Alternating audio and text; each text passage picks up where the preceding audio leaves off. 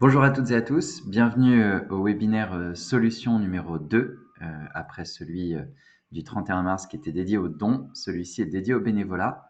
Je vais me contenter personnellement d'introduire. Je suis Martin Durigneux, un des cofondateurs d'Institut. J'introduis chacun des trois webinaires solutions et ensuite je donnerai la parole à Fanny qui animera ce webinaire. Je me contenterai de m'occuper de changer les slides de slide en slide pour faciliter les réponses de Fanny sur le chat. Pour commencer, une toute petite introduction pour celles et ceux qui ne nous connaîtraient pas très bien.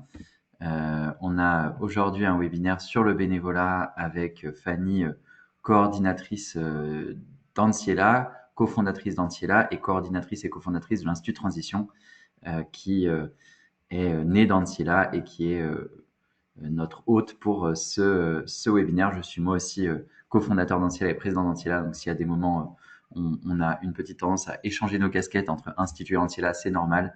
Pour nous, c'est deux espaces très très proches. Pour vous, ça peut être deux endroits très très différents, puisque l'Institut de Transition a une portée régionale, voire nationale, alors qu'Anciela est une association très ancrée sur la région lyonnaise. Fanny en dira peut-être quelques mots. On accueille aussi en témoin Rebecca Billy, coordinatrice de la Pause Brindille, qui est une association qu'elle présentera, j'imagine, brièvement et qui a vocation à accompagner, à aider les aidants, les jeunes aidants familiaux. Et on accueille Nicolas Demanet, secrétaire régional de la région Auvergne-Rhône-Alpes de Médecins du Monde, que je ne pense pas avoir besoin de présenter, mais qui agit sur les enjeux de santé et de justice sociale. Petit mot sur l'Institut Transition avant de se lancer sur notre webinaire. L'Institut Transition est un institut associatif et non lucratif qui a été créé à Lyon en 2019 par des associations parmi lesquelles Anciela et au premier chef Anciela et des formatrices et formateurs qui sont engagés dans une variété d'associations ou d'entreprises ou institutions qui portent la transition écologique et solidaire. Quand il a été fondé, cet institut il avait trois missions. La première, historique, qui est d'accompagner les personnes en évolution professionnelle vers des métiers et missions dans des associations, des entreprises ou des institutions qui portent la transition écologique et les solidarités, avec un programme qui s'appelle Nouvelle Voie, qu'on est à notre 5e année qui se termine. La 6e commencera en septembre. Et chaque année, à peu près 50 personnes qui vivent ce programme pour travailler potentiellement dans des associations ou des entreprises qui sont autour du webinaire aujourd'hui. Deuxième mission, celle qui nous réunit aujourd'hui ensemble, former, outiller les équipes des associations et entreprises porteuses de la transition écologique et des solidarités, avec deux dispositifs. Les formations boîte à outils, qui sont des formations que je présenterai un peu plus en détail, qui sont de 1 à 5 jours, sur une variété de compétences, pas du tout nécessairement liées à la transition écologique, au contraire, des compétences classiques, management, gestion d'équipe, développement commercial, communication, etc. Et une lettre qui est la lettre solution, qui a plutôt une portée Auvergne-Rhône-Alpes, mais la plupart des ressources sont tout à fait pertinentes à l'échelle France. Si vous êtes abonné et que vous êtes en Picardie ou en Bretagne, ça marchera aussi pour une bonne partie du contenu. Et une petite partie du contenu qui vous dirait c'est dommage, cet appel à projet ne me concernera pas puisqu'il est en région Aura. Et c'est dans ce cadre de la lettre solution qu'on a décidé d'expérimenter ce format des webinaires pour aller un petit peu plus loin, aussi encouragé par les prises de décision du précédent gouvernement et du gouvernement actuel sur une forte réduction du soutien à la vie associative, en particulier écolo et solidaire. Troisième mission, accompagner la transition écologique des associations d'éducation populaire, de solidarité, d'action sociale, culturelle et sportive avec transition tout terrain. Là, le but, c'est vraiment d'aider les structures à progresser dans leur appropriation de la transition écologique, à la fois dans leur vie quotidienne, mais aussi potentiellement dans leur métier, puisque chacune de ces secteurs que j'ai évoqués, chacun de ces secteurs que j'ai évoqués, peut avoir un enrichissement, une fertilité à mobiliser la transition écologique dans son cœur de métier. Les formations boîte à outils en quelques mots. Aujourd'hui, le catalogue 2024-2025, c'est 30 formations de 1 à 5 jours. Je vous ai mis 7 exemples qui sont particulièrement adaptés au développement des associations. Vous trouverez les 23 autres si vous cliquez quand vous recevrez les éléments, que vous cliquerez sur le lien, ou sinon si vous allez simplement chercher sur notre site. Pour préciser, ces formations, elles ont une spécificité, c'est qu'à la fois elles sont très générales, puisque on peut les retrouver chez des organismes de formation très classiques, mais que là elles ont été pensées par et pour des structures écolo et solidaire, c'est-à-dire vraiment on a des personnes qui sont à la fois experts du sujet mais expérimentées dans des missions au sein de nos types de structures avec nos dimensions, nos missions, nos métiers, ce qui fait qu'elles ont vocation à être particulièrement adaptées de manière artisanale aux réalités que vivent nos structures. Petit rappel, et je céderai la parole définitivement à Fanny après cette dernière slide. On a 3 webinaires. Le premier webinaire sur le don et le mécénat pour comprendre les potentialités et construire des stratégies qui permettent d'établir des ressources en don dans nos organisations. Il est passé, mais il y a une rediffusion qui est possible. Donc, si vous souhaitez la récupérer, vous pouvez m'envoyer un mail. Vous pouvez encore jusqu'à on va dire lundi vous inscrire, même si la date est passée. Et en vous inscrivant, en fait, on aura votre mail et on pourra vous envoyer automatiquement le message dans lequel il y aura le support et la rediffusion. Le webinaire d'aujourd'hui, bénévolat, renforcer notre énergie citoyenne pour agir et grandir, avec Fanny qui le présentera plus en détail. Et le prochain, le suivant, qui est le 8 avril, mardi prochain, sur les fondations pour comprendre leur opportunité, leur utilité dans le développement de nos structures, avec une pléiade de structures, de fondations qui présenteront leur mode de fonctionnement. Et donc, n'hésitez pas, si vous n'avez pas encore vu passer, à vous y inscrire si ce webinaire vous intéresse.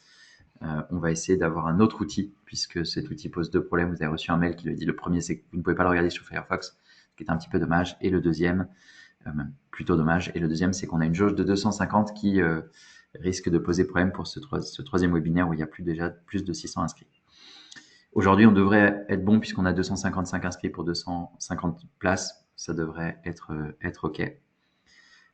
Et du coup, ces 3 webinaires, pour mémoire, leur vocation, c'est de nous aider à développer notre autonomie et notre pouvoir d'agir en tant qu'association face aux urgences écologiques et sociales qu'on rencontre.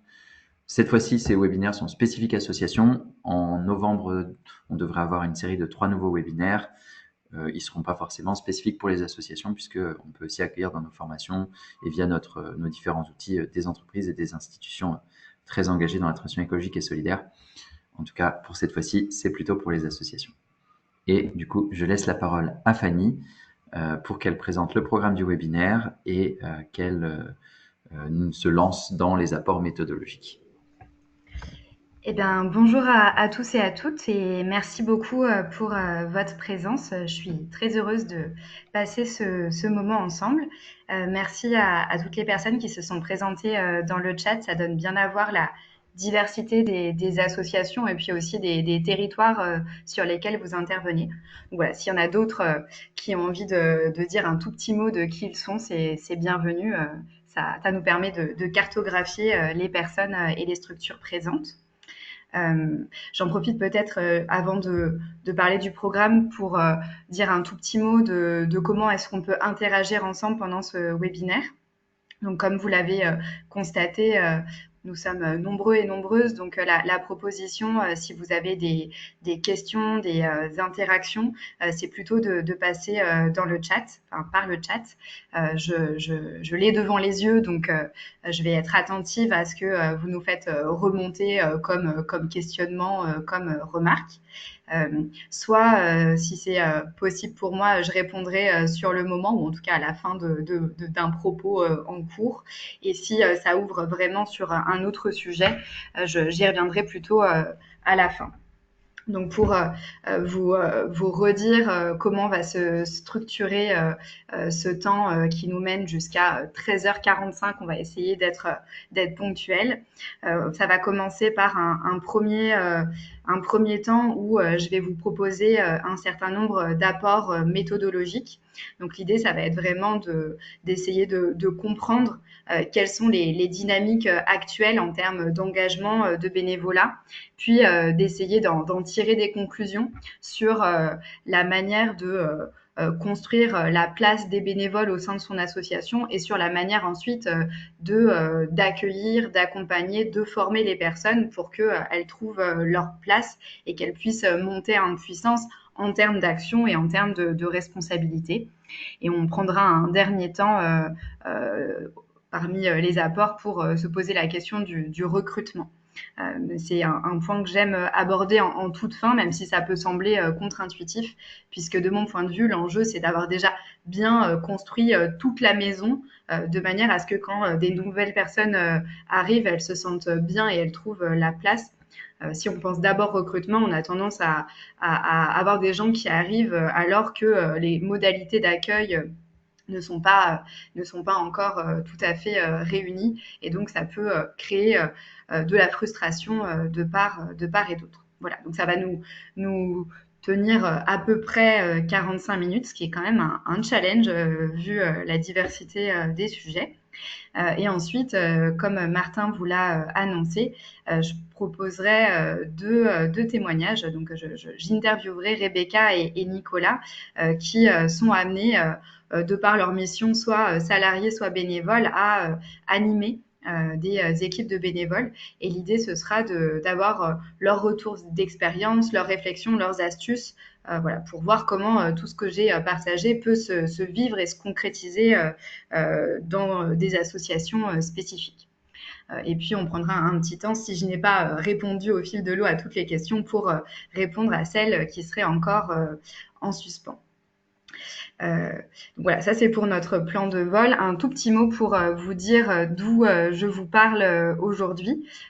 Donc comme le disait Martin, moi je partage mon temps entre deux associations. Donc Anciela, qui pour les personnes qui ne connaissent pas est une association ancrée en région lyonnaise, qui a vocation à donner envie d'agir aux personnes et à les accompagner ensuite dans leurs engagements et dans leurs initiatives. Anciela, c'est un espace pour moi d'observation privilégié du bénévolat à deux titres. En premier titre parce que on accompagne des personnes qui ont envie de s'engager bénévolement à trouver des associations qui pourraient leur correspondre. Et donc, on a un vrai espace d'écoute et d'orientation de personnes qui se posent des questions, ce qui nous rend quand même assez sensibles aux questionnements qu'elles peuvent avoir et aux difficultés qu'elles peuvent rencontrer pour trouver leur place au sein d'associations. Donc, il y a un certain nombre de retours que je vous ferai qui sont liés à l'analyse qu'on fait des leviers et des freins de leur engagement. Et par ailleurs, on est nous-mêmes une association qui mobilise à peu près 150 bénévoles. Et donc, on est nous-mêmes amenés à mobiliser, à accueillir, accompagner les bénévoles. Et donc, toutes les méthodologies que je vous présenterai aujourd'hui sont des méthodologies que on a développées sur le terrain et qu'on essaye de transmettre par ailleurs. Et donc, au sein de l'Institut Transition, je fais pas mal de formations, et donc notamment celle sur le bénévolat. Donc voilà pour resituer mon propos. Ceci étant dit, on va pouvoir se lancer. Donc on va commencer par une première séquence qui a vocation à dézoomer pour essayer de comprendre quel est le panorama du bénévolat en France et quelles sont les dynamiques d'engagement actuelles, comment les manières d'agir ont évolué ou évoluent au cours des dernières années. L'idée de ça, c'est vraiment de prendre du recul par rapport à ce que vous pouvez vivre dans vos associations pour peut-être prendre conscience que les difficultés auxquelles vous pouvez être confrontés ne sont pas liées uniquement aux personnes qui sont dans votre association ou à votre fonctionnement associatif, mais correspondent peut-être à des enjeux plus sociétaux, ou en tout cas à des tendances qui sont constatées dans toutes les associations. Donc voilà, c'est un peu l'objectif de cette première séquence. Alors la première chose que je voulais dire dans cette perspective de panorama, c'est que contrairement à ce que peuvent penser des esprits un petit peu pessimistes et puis peut-être imprégnés par la morosité ambiante, le bénévolat n'est pas en perte de vitesse dans notre société. Je dirais même que c'est une pratique qui est ancrée, comme en atteste un certain nombre d'études. Et je pense notamment au baromètre de la France bénévole qui est porté par Recherche et Solidarité et qui est vraiment un outil très intéressant si vous avez envie de vous y référer. Ce que nous donne à voir ce baromètre, c'est que nous sommes très nombreux et très nombreuses à donner du temps gratuitement pour des gens, pour une cause en dehors de notre sphère familiale. Donc, ça correspond à peu près à 38% des Français et des Françaises, ce qui quand même est relativement massif, puisqu'on est quand même bien au-delà d'un tiers de personnes qui le font à un instant T. De l'autre côté, on a quand même 38% des Français et des Françaises qui ne l'ont jamais fait, pour toute une série de raisons sur lesquelles on ne va pas s'arrêter aujourd'hui. Et on a 24% des personnes qui l'ont fait, mais qui ne le font plus actuellement, pareil, pour toute une série de raisons qu'on pourrait essayer d'analyser.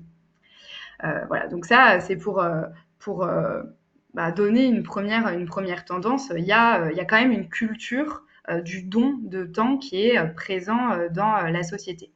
Quand on parle de don de temps, en fait, ça peut se faire dans des espaces ou selon des modalités différentes. Le premier espace où on donne du temps en dehors de la sphère familiale, c'est le bénévolat associatif. Et à un instant T, on est à 25% des Français et des Françaises qui sont bénévoles dans des associations. Donc, il y a un quart des adultes qui sont bénévoles de manière ponctuelle ou régulière dans les associations, sachant que quand on parle d'associations, ça va des associations sportives aux associations culturelles, d'éducation populaire, écolo, solidaire, c'est vraiment tout domaine d'activité confondu. Et le reste des personnes vont plutôt donner du temps dans les syndicats, dans les partis politiques ou de manière informelle, c'est-à-dire en étant dans une logique d'entraide avec ses voisins, en donnant un coup de main ponctuel sur des événements de quartier, sans appartenir vraiment à une dynamique associative à laquelle ils contribuent de manière régulière.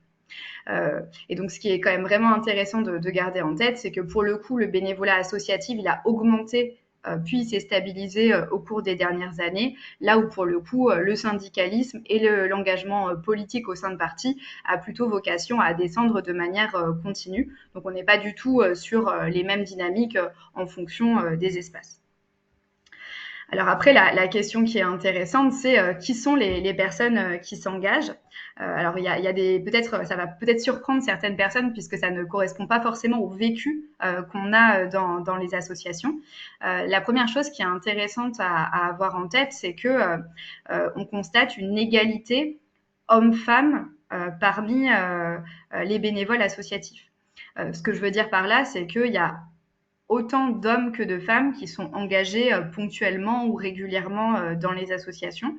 Et c'est une égalité en fait qui est relativement récente, puisque jusqu'à il y a quelques années, les hommes étaient plus présents que les femmes dans les associations.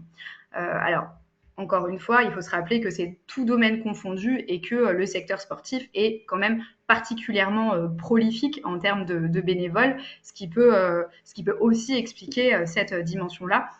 Par ailleurs, il y a aussi une mobilisation plus importante des femmes dans les solidarités familiales qui pouvait aussi rendre plus complexe l'engagement associatif. Autre élément de nuance, c'est que si cette égalité, elle existe dans le bénévolat, elle n'existe pas forcément dans les instances de gouvernance où les hommes restent encore plus présents, ce qui pose un certain nombre de questions. Donc voilà, ça c'est la première chose. La deuxième chose, c'est qu'on remarque qu'il y a une influence directe du niveau de diplôme sur les manières de s'engager.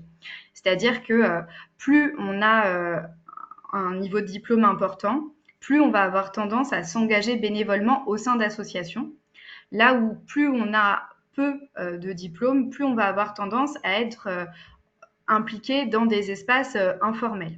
Ça s'explique notamment parce que nos fonctionnements associatifs peuvent nécessiter des codes, des pratiques qui ne sont pas forcément facilement accessibles pour tout le monde. Par ailleurs, ça nécessite également de se projeter dans le temps, ce qui n'est pas toujours le cas quand on vit une situation de précarité. Donc ça peut être quand même quelque chose qui peut nous amener à réfléchir en se disant si on a envie de toucher des personnes au profil culturel ou social divers, il y a peut-être une réflexion sur comment est-ce qu'on parle, comment on pense les modalités d'accueil, comment on configure nos actions pour que ce soit davantage ouvert à des profils différents. Dernier élément de Panorama qui est vraiment important à avoir en tête, c'est qu'on constate notamment depuis le Covid, même si ça avait commencé en amont, un net rajeunissement du bénévolat. Alors ça s'explique en fait par deux choses, à la fois parce qu'il y a une baisse relative du nombre de retraités qui sont engagés bénévolement.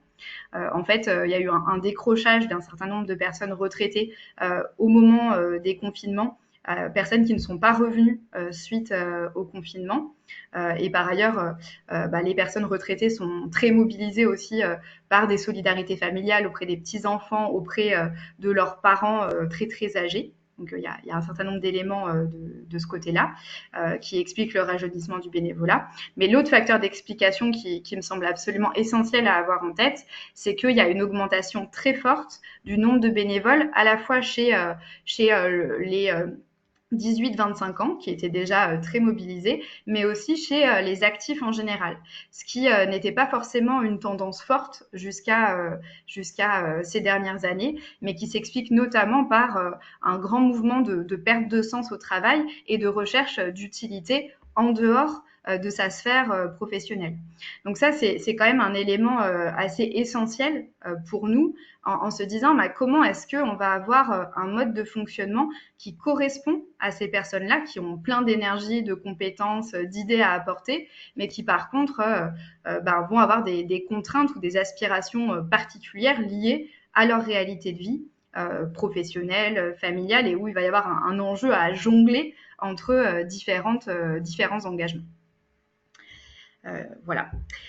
Et donc pour finir sur ce panorama, je voulais plutôt m'intéresser aux évolutions dans les manières d'agir et les manières de se projeter dans un engagement en particulier. Ce qui est assez notable depuis quelques années maintenant, c'est que les engagements bénévoles sont relativement fragmentés. C'est-à-dire que les personnes qui s'engagent bénévolement ont tendance à le faire sur un temps relativement court et en se centrant sur une action en particulier qui les intéresse. C'est ce que les personnes qui le connaissent peut-être, Jacques Sion appelle l'engagement post-it, c'est-à-dire les personnes ne sont pas forcément moins engagées, mais elles vont avoir tendance à avoir, au fur et à mesure de leur parcours, une myriade d'engagements différents qui vont se succéder les uns aux autres. Ça peut s'expliquer par plusieurs choses. La première chose, c'est qu'il y a quand même une démultiplication des causes, une démultiplication aussi des espaces d'engagement qui amènent les personnes à vouloir répondre présentes à plusieurs endroits en particulier. Et puis ça peut aussi s'expliquer par une vie qui, de manière générale, est plus fragmentée. Finalement, c'est des tendances un peu similaires qu'on peut retrouver dans le monde du travail, avec aussi une mobilité géographique qui est plus importante que dans l'après-guerre, et donc forcément ça vient impacter la manière de s'engager. Donc voilà, ça c'est la première dimension qui est assez clé et qui peut conduire, si jamais on n'arrive pas à l'appréhender et à la travailler, à vivre un turnover important parmi les bénévoles qu'on accueille, ce qui est forcément un facteur de déstabilisation pour l'association, puisqu'il faut sans cesse recruter, accueillir, former des personnes qui ne restent pas, et donc ça ne permet pas de pérenniser son action. Deuxième tendance forte, c'est que les personnes vont souvent avoir une envie d'exister individuellement dans le groupe. Alors, qu'est-ce que ça veut dire ? Ça ne veut pas dire qu'elles n'ont pas envie de faire collectif, ça ne veut pas dire qu'elles n'ont pas envie d'appartenir à une association, mais elles vont avoir besoin d'avoir une place à elles dans l'association et de sentir que leur présence compte, que c'est différent si jamais elles viennent ou si elles ne viennent pas, et donc elles n'ont pas envie de se noyer complètement dans le collectif. Donc ça, ce que ça va impliquer pour nous et sur lequel on va revenir pas mal quand on parlera de la méthodologie, c'est qu'il va y avoir un enjeu dans la manière de faire vivre la dynamique bénévole, à la fois créer une logique collective avec des temps pour se retrouver, des temps pour partager, des temps pour exister et faire association. Mais en même temps, il va y avoir un enjeu de relations interpersonnelles avec un bénévole. Il va y avoir un enjeu aussi d'accompagnement d'une personne à trouver sa place et à cheminer au sein de l'association. Ce qui nécessite d'être attentif à deux dynamiques bien distinctes en parallèle. Alors, voilà, ça nous donne un peu le plan de route et je dirais vraiment les points clés qui va être de se dire, bon, bah, comment on limite le turnover pour pérenniser et comment on articule cette tension-là. Euh, voilà pour cette première séquence. Deuxième séquence qui va faire le lien ensuite avec notre approche plus méthodologique, c'est un petit temps pour essayer de comprendre ce que nous on appelle à Anciela et à l'Institut les quêtes de l'engagement, c'est-à-dire pour essayer de comprendre ce que les personnes elles viennent chercher ou est-ce qu'elles viennent nourrir au travers d'un engagement bénévole. Ça, c'est absolument essentiel à identifier, sinon on ne sait pas comment parler aux personnes pour leur donner envie de nous rejoindre, mais on ne sait pas non plus ce qu'il va falloir nourrir pour que les personnes aient envie de rester à nos côtés parce que elles sentent que ça les épanouit.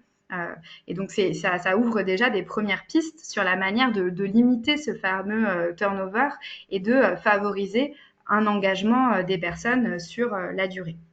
Donc on va s'arrêter successivement sur la quête de sens, la quête d'utilité et la quête de lien, qui me semblent trois enjeux clés à travailler pour mobiliser les personnes. Alors la première quête, la quête de sens. La quête de sens, c'est ce que vivent les personnes qui se rendent compte qu'il y a un écart significatif entre leurs valeurs et la société telle qu'elle existe aujourd'hui. Cet écart, ça crée un sentiment de tension, de dissonance qui peut amener les personnes à avoir envie d'agir pour le réduire et faire en sorte que nos idéaux deviennent la réalité. Donc les personnes qui ont une quête de sens, souvent elles vont être sensibles à des causes en particulier, la lutte contre le dérèglement climatique, la lutte contre la grande précarité, la solidarité, qui correspondent finalement aux valeurs clés qui les mettent en mouvement.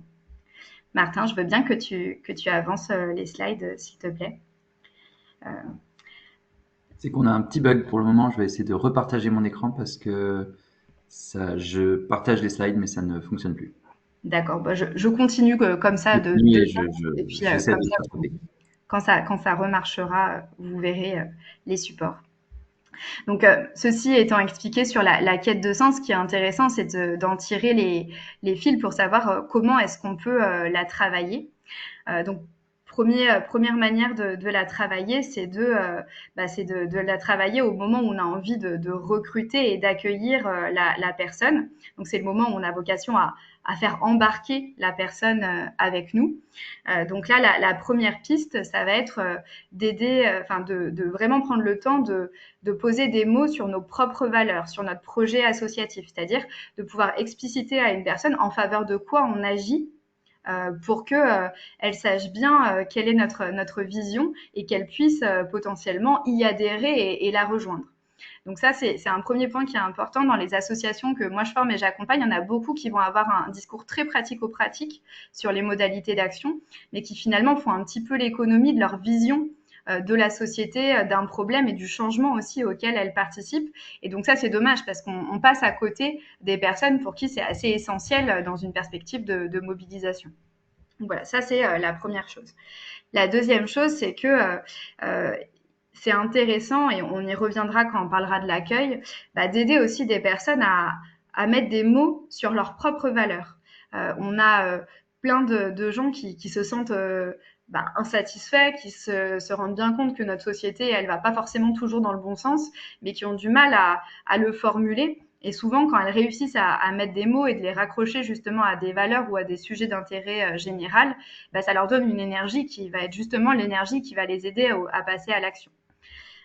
Et puis dernière piste, une fois que on a bien partagé notre vision, notre destination, qu'on a aidé la personne en formulant ses propres valeurs à se rendre compte qu'on est aligné, c'est intéressant d'expliquer comment notre stratégie d'action permet réellement de changer les choses. Qu'il y a un argumentaire autour de ça pour que la personne se dise « Ah bah oui, là, si je rejoins cette association, je me rends compte que je vais vraiment faire bouger les lignes parce que ça propose une alternative concrète sur un sujet bien précis. » Donc ça, c'est plutôt dans une perspective de mobilisation, de recrutement de nouveaux bénévoles. Ce qui est important de garder en tête, c'est que si on a envie de garder ces bénévoles, cette question du sens, il va falloir la travailler de manière régulière. Et donc, je vous invite vraiment à réfléchir à tous les espaces que vous pouvez avoir dans votre vie associative pour approfondir et creuser le sens de vos actions. Donc ça peut se vivre à plein d'endroits différents. C'est en réunion se rappeler pourquoi est-ce qu'on agit.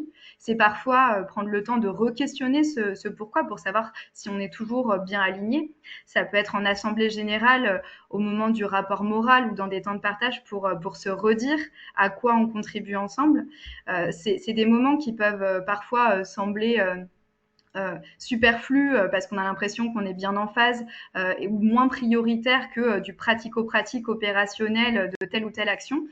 Mais ça, c'est souvent une erreur, puisque le sens, c'est ce qui nous redonne du souffle et de l'énergie pour rester ensemble. Deuxième quête que je vous propose d'explorer, la quête d'utilité. Donc la quête d'utilité, qu'est-ce que c'est ? C'est le besoin de sentir qu'on est personnellement utile. Donc j'insiste encore sur cette notion de personnellement, c'est-à-dire que souvent les personnes, elles vont avoir besoin de voir que leur rôle fait la différence au sein d'une association. Et donc, ça veut dire qu'il faut avoir configuré les choses de manière à ce qu'elles soient réellement utiles pour l'association. On reviendra dessus par la suite. Donc ça, c'est la première dimension. Et la deuxième dimension, c'est aussi de pouvoir percevoir qu'on est collectivement, grâce à notre action associative, utile à des personnes, à un territoire. Et donc là, ce que ça peut ouvrir comme possibilité, c'est de prendre des vrais temps pour s'arrêter sur ce qui a été mis en place, pour l'analyser, pour le quantifier, pour le qualifier, pour le célébrer, de manière à ce qu'on se dise ah oui, en fait, c'est pas juste du temps donné, c'est vraiment quelque chose qui a des effets, un impact qui nous rassure et qui nous donne envie de continuer. Je reviendrai, Julie, tout à l'heure sur la question des AGG. Je garde en tête. Alors, comment est-ce qu'on fait pour travailler cette quête d'utilité pour embarquer des nouvelles personnes? Je le disais de manière un petit peu implicite tout à l'heure, l'enjeu, ça va être de leur présenter des vrais cadres d'engagement bénévole, c'est-à-dire de leur donner des vraies missions, des vraies choses à faire qui va venir nourrir leur utilité. Plus la personne, elle exprime un besoin d'utilité forte, plus il faut lui trouver un espace où elle soit rapidement opératrice, sans quoi elle risque de ne pas trouver ce qu'elle cherche au travers d'un engagement bénévole et ensuite d'aller voir ailleurs. Ensuite, pour pérenniser l'engagement, et ça aussi on va y revenir, il y a un enjeu à aider les personnes à évoluer dans leur mission, dans leur engagement, pour aller de plus en plus au cœur de l'association, en étant de plus en plus utile à l'association.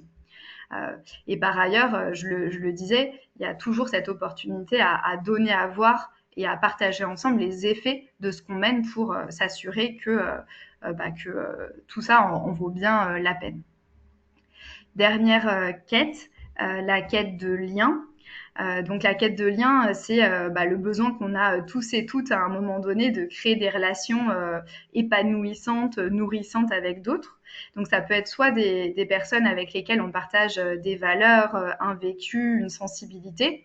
Donc d'un certain point de vue, des personnes qui nous ressemblent, ou en tout cas avec lesquelles on est en résonance. Et puis ça peut être aussi l'envie de rencontrer pour le coup des personnes un peu différentes pour nous sortir de nos cercles et nous donner une autre vision du monde. Et puis la dernière dimension de la quête de lien, ça va être aussi l'envie d'appartenir à un groupe qui a une aspiration forte, de se dire qu'on fait partie de collectifs, de communautés, et qu'on n'est pas simplement un électron libre isolé dans la société. Alors, comment est-ce qu'on travaille cette quête de lien pour embarquer, mobiliser les personnes? Eh ben, il va y avoir un enjeu clé de création de relations avec elles pour les mobiliser par la suite.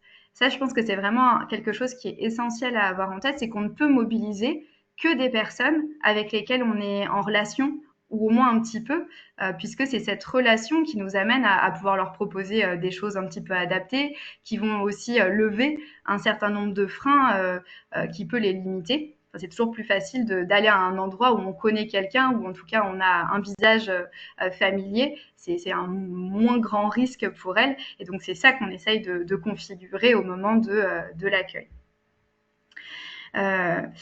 Et pour pérenniser, et ben, il y a un vrai enjeu à ce que l'association soit un espace d'interrelation. C'est-à-dire qu'il y a un enjeu à nourrir ce qu'en psychologie sociale on appelle le être ensemble, c'est la capacité d'un groupe à créer des relations interpersonnelles au sein du groupe. C'est-à-dire que si je vais dans une association, que on est très productif, qu'on a beaucoup d'utilité sociale, mais qu'au bout de 6 mois, on se rappelle toujours pas de mon prénom, que l'ambiance elle est un petit peu tendue et que je n'ai créé de relations avec personne, il y a fort à parier que finalement je ne m'y retrouve pas et que j'arrête. Donc il y a cette opportunité à distiller des espaces de convivialité réguliers et à faire en sorte que les personnes puissent se lier les unes aux autres. C'est souvent quand même ce qui tient les personnes dans des moments un peu plus arides qui font partie de toutes les associations. Alors, tout ça nous amène à un élément qui est vraiment clé de mon point de vue. C'est comment est-ce qu'on fait pour construire des cadres d'engagement, c'est-à-dire comment est-ce qu'on fait pour penser la place et les missions des associations, enfin des bénévoles au sein des associations. Alors, peut-être un petit apport de définition et méthodologique pour que vous sachiez ce que j'entends par cadre d'engagement. Donc, un cadre d'engagement, pour utiliser un mot plus commun, c'est les missions des bénévoles au sein de l'association. Ce que nous, on a tendance à recommander, c'est de penser plutôt des missions qui sont des métiers plutôt que des tâches. Alors, je vais m'expliquer, mais si je prends le cas d'Anciela, où on a une diversité d'équipes de bénévoles, en fait, ces différentes équipes correspondent à des types de métiers bien particuliers d'Anciela. On va avoir des bénévoles qui sont des accompagnateurs et accompagnatrices d'initiatives, dont la mission, ça va être d'accompagner des gens qui lancent des associations, des entreprises. On va avoir des animateurs, animatrices envie d'agir qui ont plutôt vocation à aller donner envie d'agir aux personnes dans des actions de stand, d'événements, et où là, elles vont, ils sont dans une posture qui est tout à fait autre. On va avoir des personnes qui sont des rédacteurs, des rédactrices de nos médias. Donc c'est des vraies missions qui vont articuler une diversité de tâches et qui permettent aux personnes de s'approprier une part significative du projet associatif. Alors, pourquoi est-ce que c'est intéressant de penser plutôt en termes de métier que de tâches? Et ça, c'est vrai de mon point de vue, à la fois pour les grandes et les petites associations. C'est qu'en fait, plus on est dans une logique de fragmentation des tâches, plus c'est difficile à coordonner. Donc, si tout le monde fait un petit bout d'une action, en fait, à la fin, on ne sait plus qui fait quoi. Et par ailleurs, on se rend compte que c'est assez démobilisateur pour les personnes qui ne voient pas le bénéfice de leur action et qui ne s'approprient pas une partie entière de l'association. Voilà, donc ça c'est la première chose. Par ailleurs, ça facilite quand même pas mal l'accompagnement des nouveaux bénévoles, puisqu'on peut leur expliquer un bout en entier d'une association. Et donc, dernière dimension d'un cadre d'engagement, c'est qu'on peut aussi intégrer une composante responsabilité, c'est-à-dire que en plus d'un métier, on peut aussi avoir des personnes qui vont être référentes de telle ou telle action. Je pense que Nicolas nous en parlera tout à l'heure, puisque c'est un vrai savoir-faire de Médecins du Monde, mais à Médecins du Monde, il va y avoir des bénévoles qui sont plutôt mobilisés dans un centre de soins et d'orientation, d'autres dans un bus, d'autres dans d'autres espaces. Et à chaque fois, il y a les bénévoles de terrain et il y a aussi des bénévoles référents qui ont cette mission particulière d'encadrer les autres bénévoles. Donc là, c'est quand même intéressant par rapport au point soulevé par Chloé. C'est que là, on est vraiment sur de l'animation de bénévoles par d'autres bénévoles. Quand bien même il n'y a pas de salariés encadrants, c'est aussi possible de le faire. Simplement, de fait, il faut le dimensionner de manière à ce que ce soit jouable si on n'a pas de personnes salariées. Pour continuer dans cette logique de cadre d'engagement, là pour le coup, ce que je vais dire est quand même très propre aux associations qui ont à la fois des bénévoles et des salariés. C'est que quand on a des bénévoles et des salariés, il va y avoir un enjeu assez essentiel pour bien réussir à définir les cadres d'engagement. Ça va être de savoir où sont les bénévoles dans le projet associatif. Il y a deux grandes options. La première option, c'est quand les bénévoles sont vraiment au cœur de l'association. C'est-à-dire qu'il est clair pour l'association que l'association a la vocation à fonctionner principalement grâce à de l'énergie citoyenne. Et donc, ce que ça veut dire en pratique, c'est que les bénévoles vont être présents partout ou presque dans les actions de l'association. Si je prends le cas d'Antiela, l'association que je connais le mieux, c'est vraiment notre pratique. C'est-à-dire que les bénévoles sont présents dans toutes les actions portées par l'association et sont présents à la fois naturellement à un niveau terrain et dans les instances de gouvernance. Quand on est dans ce type de modèle, il peut naturellement y avoir des salariés quand l'association grossit et que c'est son souhait et qu'il y a un modèle économique. Et dans ce cas-là, le rôle des salariés, ça va souvent être des personnes, d'être en coordination de démarches ou d'équipes bénévoles. C'est-à-dire que leur rôle, ça ne va pas être de faire l'action par elles-mêmes. Leur rôle, ça va être de créer les conditions pour que d'autres personnes, et notamment des bénévoles, puissent faire l'action avec elles. Donc moi, par exemple, j'anime une équipe d'une 60aine de bénévoles qui accompagnent des associations ou des entreprises. Bien sûr que je fais de l'accompagnement, mais je passe aussi beaucoup de temps à faire en sorte qu'une équipe de bénévoles fasse de l'accompagnement avec moi ou à ma place. Et donc, ça passe par un certain nombre de modalités d'animation, de ressources. Et donc, mon métier, il est plutôt à cet endroit-là, ma plus-value. Deuxième option, qui en fait concerne beaucoup d'associations qui ont des salariés, c'est que les bénévoles sont plutôt vus comme un plus. C'est-à-dire que finalement, les grandes actions de l'association sont plutôt portées par les salariés, qui sont des opérateurs, des opératrices, et les bénévoles sont plutôt engagés sur des actions spécifiques ou en renfort des associations, des salariés. Et donc là, forcément, il y a moins de moyens qui est mis sur la question de l'accueil, de l'accompagnement et de la formation des bénévoles, puisque c'est moins structurant du fonctionnement et du développement associatif. Pour continuer, l'idée, ça va être de partager un certain nombre de bonnes pratiques ou de recommandations sur la manière d'accueillir et d'accompagner les bénévoles. Alors, première dimension sur l'accueil. Le premier point qui est assez essentiel, c'est vraiment de partir du principe que l'accueil, ça doit être un temps en tant que tel. C'est-à-dire que même si ça prend du temps, même si on n'est qu'une petite équipe de bénévoles, c'est déterminant pour la suite de ne pas faire venir une personne intéressée directement dans une réunion ou pour agir avec nous. Enfin, à part si c'est naturellement un chantier participatif ou des cadres bien précis. L'idée, c'est de toujours prendre un temps dédié à l'accueil pendant lequel on va pouvoir aborder un certain nombre de sujets sur lesquels je vais revenir et qui vont faire en sorte que la personne puisse bien se positionner lors de la première réunion ou lors de la première action. Sans quoi, il y a toujours un risque de frottement ou de difficulté ressentie soit par la personne, soit par nous, qui met en difficulté la suite et la transformation de cette première expérience en un engagement plus stable et plus pérenne. Quand je parle de sas d'accueil, ça peut être 2 modalités qui existent dans les associations.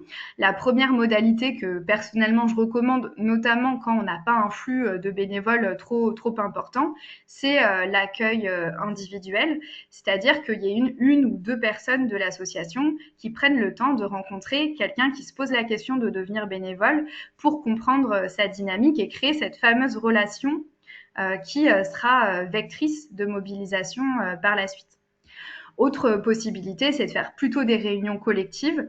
La difficulté, c'est d'avoir moins ce temps privilégié de personne à personne, ce qui amène souvent en fait des grosses associations qui ont des réunions collectives à le doubler d'un temps individuel ensuite avec les personnes qui confirment bien l'envie d'y aller.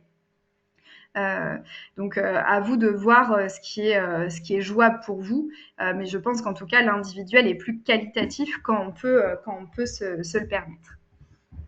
Alors après, quels sont les points à évoquer dans ces moments d'accueil? Moi, en tout cas, ce qui me semble fertile, en premier lieu, c'est que la personne qui accueille au sein de l'association puisse prendre le temps de se présenter. Et quand je dis se présenter, c'est pas uniquement en parlant de ses responsabilités ou de son mandat dans l'association, mais c'est de pouvoir partager son propre cheminement. Pourquoi est-ce qu'elle est dans l'association? À quoi ça correspond pour elle? À chaque fois qu'on met des mots sur son engagement, son parcours, on aide aussi la personne à mettre des mots sur le sien. Et donc, ça peut justement venir donner une énergie à la personne assez importante. Ensuite, je me rends compte que j'ai fait une petite erreur. L'enjeu, ça va être justement d'aider la personne à dire pourquoi elle est là. Qu'est-ce qui l'amène, pourquoi elle a envie de nous rejoindre. Et ça va être une matière qui va être essentielle pour nous, pour l'aider à trouver sa place au sein de l'association. Une fois que ce temps d'interprésentation est fait, ce qui est opportun, ça va être vraiment de prendre le temps de présenter le projet associatif et les cadres d'engagement.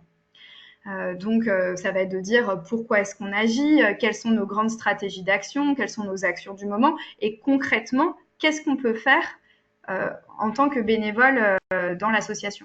Moi, je vous invite à ne pas faire une cartographie complète de tous les espaces d'implication possibles, parce que ça peut prendre beaucoup de temps, mais à cibler quand même en premier lieu sur ce qu'on appelle des cadres d'engagement porte d'entrée, c'est-à-dire les cadres d'engagement qui sont immédiatement accessibles pour des personnes qui rejoindraient l'association, en adaptant quand même vos propositions à ce que la personne a dit d'elle et de pourquoi elle est là, de manière à ce que ça puisse faire tilt à voilà, ses motivations. Une fois qu'on a présenté tout ça, il va y avoir un enjeu qui est absolument clé, qui est d'aider la personne à se positionner. Donc quand je dis à se positionner, c'est qu'elle puisse dire finalement si elle a envie de rejoindre ou non l'association, et si elle a envie, qu'elle puisse nous dire sur quelle dimension elle aimerait se mobiliser. Donc est-ce qu'il y a un cadre d'engagement qui lui parle plus qu'un autre? Petit retour d'expérience, je dirais qu'on a peut-être 50% des personnes qui vont pouvoir nous dire ah bah oui, moi ce qui me parle, c'est plutôt telle ou telle mission. Et puis on a quand même pas mal de personnes pour qui ça n'a rien d'évident et qui vont plutôt attendre de nous qu'on leur propose quelque chose qui corresponde à leur parcours ou qui correspondent à un besoin fort qu'on a à un instant T. Et donc, c'est là qu'on a un rôle quand même assez déterminant en fonction de ce que la personne nous a dit, de l'aider à bien se positionner dans l'association. Et une fois qu'on a fait ça, très pratico-pratique, il faut définir les prochains pas. C'est-à-dire qu'il faut que la personne, elle reparte un peu sécurisée en sachant qu'est-ce qui va se passer. C'est-à-dire, est-ce qu'il y a une prochaine date?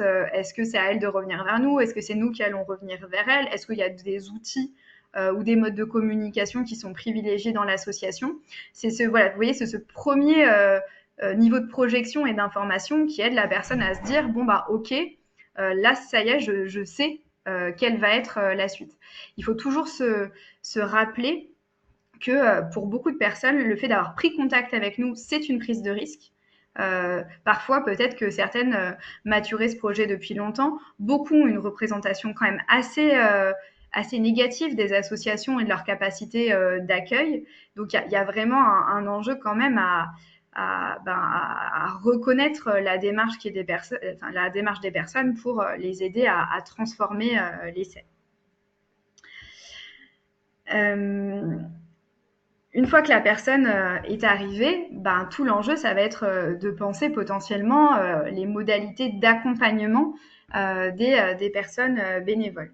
Alors, quand je parle d'accompagnement, ça peut prendre plein de formes, je reviendrai dessus, mais ça part vraiment du principe que, en fait, quand on arrive dans une association, il y a plein de choses qu'on ne sait pas et qui, si on ne nous les transmet pas, vont être comme des petits grains de sable qui vont venir rendre complexe la mécanique. On avait fait un gros projet de recherche sur l'engagement il y a quelques années avec Anciela et quand on demandait aux personnes quels étaient leur retour d'expérience du bénévolat, ce qui ressortait, c'est que globalement, elles se sentaient un petit peu jetées dans l'eau et finalement, celle qui apprenait à nager par elle-même, ça fonctionnait. Et puis, il y avait toutes les autres qui avaient eu des difficultés et qui finalement avaient plutôt choisi d'arrêter parce qu'elles n'avaient pas réussi en fait à rebondir. Donc là, l'idée, c'est de partager un petit peu des pratiques pour que ça fonctionne. Alors, première chose à identifier, c'est en fait de quoi qu'est-ce que la personne a besoin pour agir. Alors, il y a bien sûr une dimension de compétences. Si je dois faire du plaidoyer, en fait, c'est des compétences particulières. Si je dois faire de la com, c'est des compétences particulières. Si je dois faire de l'animation, c'est des compétences particulières. Et donc là, c'est intéressant de savoir si les personnes, elles doivent déjà avoir ces compétences ou si nous, on peut transmettre ces compétences au sein de l'association. Voilà, ça c'est une première brique de choses qu'on peut être amené à transmettre dans une association. Deuxième brique, qui est essentielle et qui est souvent un impensé des associations, c'est que on a aussi une manière particulière d'incarner ces compétences. Et donc, ça renvoie plutôt à notre posture, à notre philosophie, à notre manière d'agir. Et donc, ça, c'est quelque chose de particulier qu'on est amené à transmettre à des personnes parfois très compétentes. Peut-être encore une fois que Nicolas reviendra dessus tout à l'heure sur Médecins du Monde, mais les personnes qui sont bénévoles à Médecins du Monde, pour certaines, ont des compétences médicales en étant médecin, infirmier, infirmière, mais c'est pas pareil d'être infirmier, infirmière ou médecin à Médecins du Monde que de l'être à l'hôpital. Et donc, si Médecins du Monde veut que son action soit qualitative et en tout cas soit incarnée, il faut bien que Médecins du Monde forme à la manière d'agir selon son projet associatif à elle. Et puis, il y a aussi d'autres choses qu'on peut identifier. Donc voilà, ça c'est la première réflexion à avoir qu'on peut faire soit pour tous les bénévoles de l'association, soit pour un cadre d'engagement ou un autre cadre d'engagement. Une fois qu'on a identifié ça, ce que la personne a besoin de savoir ou de comprendre, il faut se poser la question de comment est-ce qu'on peut le transmettre. Alors, déjà, pour faire redescendre le niveau de pression à ceux qui disent « non, mais en fait, on n'a pas beaucoup de temps », la première manière de transmettre, en fait, c'est en agissant ensemble, c'est au fil de l'eau, c'est par un compagnonnage ancien, nouveau. Par contre, ce qui est intéressant, c'est de s'autoriser à le faire vraiment et d'expliciter aux nouveaux bénévoles que c'est quelque chose qu'on va s'autoriser à faire. Et qu'en fait, on va peut-être lui expliquer comment on fait, on va peut-être lui faire des retours sur sa manière de se positionner, et qu'en fait, c'est pas grave, que ça fait partie d'un processus d'intégration au sein de l'association. Et ça, quand c'est explicite et que c'est clair pour tout le monde, c'est beaucoup plus fluide et c'est pas mal vécu de part ou d'autre. Ça peut être aussi fait lors de formations dédiées. Et quand je parle de formation, c'est pas forcément 2 jours. Ça peut être 2 heures où on vient partager le projet associatif, ce que ça veut dire en termes de posture, ce que ça veut dire concrètement en termes de compétences. Ça peut être sur des compétences très spécifiques, à vous de voir. Mais en tout cas, nous, ce qui ressort quand même assez fortement, c'est qu'il y a plein de bénévoles qui sont aussi engagés parce qu'ils ont envie d'apprendre. Et donc, ça peut être même une motivation à l'engagement que d'avoir des espaces vraiment formels d'apprentissage. Puis, dernier point, c'est que ça peut être aussi en amont et en aval d'action, dans des temps de briefing et de débriefing où on repartage des éléments de sens, de posture, où on explique de manière à ce que les personnes puissent réajuster les choses si jamais c'est nécessaire. Voilà pour l'accompagnement des bénévoles. Et donc, j'arrive au moment du recrutement. Alors, un petit préambule, quand on a cette tentation d'aller recruter à l'extérieur des nouveaux bénévoles, de mon point de vue, c'est toujours important de prendre 2 minutes de réflexion pour essayer de savoir si, en fait, avant d'aller chercher des nouveaux, on n'aurait pas vocation à remobiliser des gens qui sont là, mais qui sont dormants. C'est-à-dire que dans toutes les associations, on a potentiellement une liste de contacts, des gens qu'on a vus dans des événements, qu'on a vus dans des temps d'accueil, et qu'en fait, on ne voit plus. Soit parce qu'ils n'ont pas trouvé leur place, soit parce qu'ils ont perdu le fil, soit parce que finalement, ils ne se retrouvaient pas dans une action à un instant T. Il peut y avoir plein de raisons. Mais ce qui peut être intéressant, c'est de se dire, en fait, quand on a des nouveaux besoins qui émergent ou quand on a des besoins qui sont plus pressants que d'habitude, d'abord, on revient vers eux pour visibiliser ces besoins et voir si finalement, ce n'est pas l'occasion de remettre dans l'aventure des personnes qui n'y étaient pas ou qui n'y étaient plus. Donc, c'est un peu cette logique d'escargot, c'est avant d'aller vraiment vers l'extérieur, on regarde les cercles qui sont tout autour de nous pour d'abord essayer de fertiliser ça. Et ça, c'est quelque chose que vous pouvez faire soit en envoyant un appel à contribution à toute la liste des personnes potentiellement bénévoles, soit en faisant aussi des petites interpellations ciblées en fonction de ce que des personnes vous avez dit au moment de l'accueil. Je ne sais pas, vous avez peut-être un outil de suivi où vous avez dit, voilà, telle personne s'était dit intéressée par telle ou telle thématique ou à telle ou telle compétence. On a un besoin qui émerge, on voit que ces personnes ont des caractéristiques particulières et donc on va lui faire un petit mail particulier. Bonjour Aude, tu nous avais dit que tu étais très intéressée par ça. Là, il se trouve qu'on a ce besoin. Est-ce que tu pourrais être intéressée? Et ça, c'est vraiment souvent assez transformateur. Il y a un taux de retour qui est vraiment intéressant. Si on se dit qu'on a quand même besoin de nouveaux, quelques recommandations sur la manière de faire. La première proposition, c'est ce que nous, on appelle la logique du phare, c'est-à-dire qu'il y a déjà une opportunité de rayonner pour attirer. C'est-à-dire que ça pose la question de la stratégie générale de communication où le but, ça va être d'être visible, de faire connaître ses actions pour que des personnes viennent spontanément vers nous. Ça, c'est souvent, je dirais, la chance des grandes associations qui sont connues de bénéficier de leur image avec des personnes qui viennent spontanément vers elles. Mais pour accompagner beaucoup d'associations émergentes, je vois que certaines qui ont une stratégie forte de communication n'ont absolument pas besoin de faire des appels à recrutement parce que les gens viennent d'eux-mêmes. Je pense notamment à La Toile, qui a un accueil de jour que je suis qui accueille en particulier des femmes ou des personnes en minorité sexuelle en situation de grande précarité. Elles ont juste toujours communiqué sur leur cause et sur leurs modalités d'action et ça fait venir en continu des personnes qu'elles ont du mal à tout accepter tellement elles sont nombreuses. Donc voilà, ça peut être une première piste. On fait connaître son existence et on donne envie à des gens de revenir à nous. Donc en fait, on renvoie de la lumière et les gens nous rejoignent. Deuxième logique, la logique du harpon. c'est un peu agressif comme image, mais elle veut bien dire quelque chose. Ça va être vraiment l'idée de se dire qu'on va aller interpeller des personnes au profil pertinent. Parfois, on a des cadres d'engagement qui nécessitent quand même un vécu, des compétences, des expériences en particulier.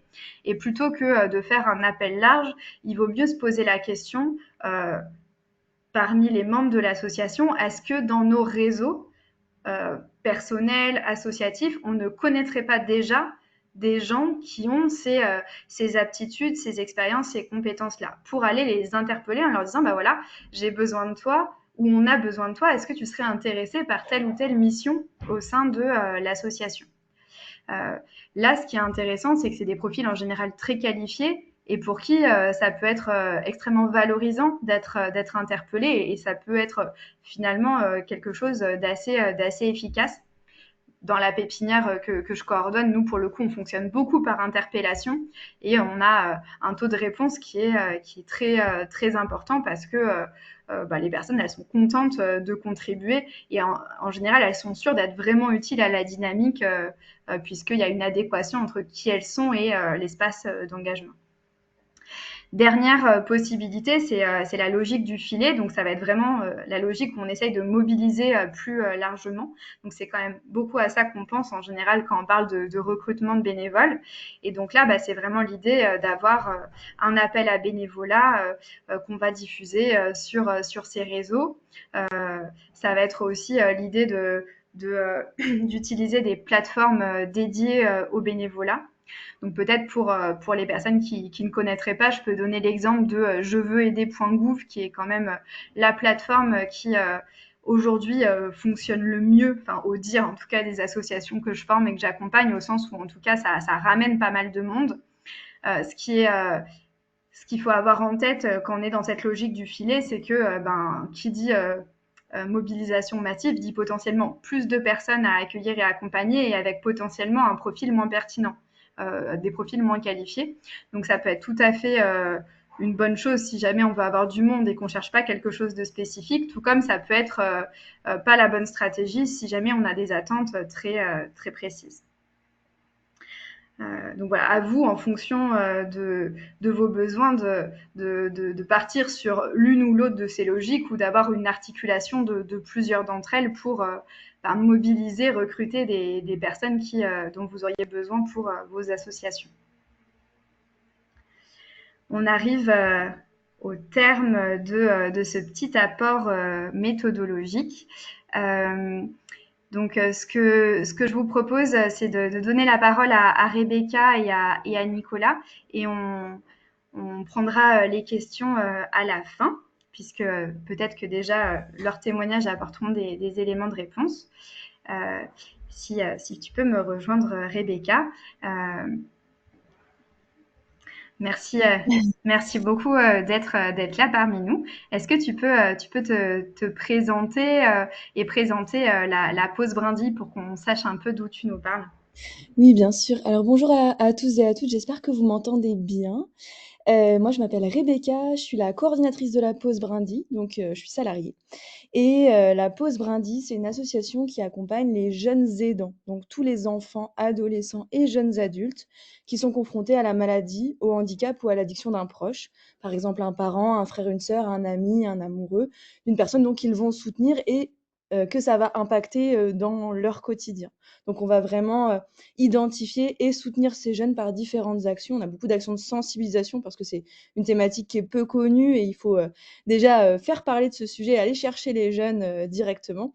Et puis ensuite, on a tout un volet d'actions de soutien, un service d'écoute, des activités tous les mois, un festival qu'on organise une fois tous les 2 ans, j'allais dire 2 fois par an. Mon Dieu, non. Une fois tous les 2 ans, et puis tout un ensemble d'espaces digitaux où ces jeunes peuvent déposer leurs témoignages, trouver des espaces pour échanger entre eux et avoir des conseils, des ressources. Voilà un peu pour une présentation brève de la pause brindille, si ça suffit. Oui, merci. C'est pas un exercice facile. Est-ce que tu peux nous dire où sont les bénévoles à la pause brindille? Est-ce qu'ils sont vraiment dans toutes les dimensions de l'association ou tu dirais que c'est plutôt un plus?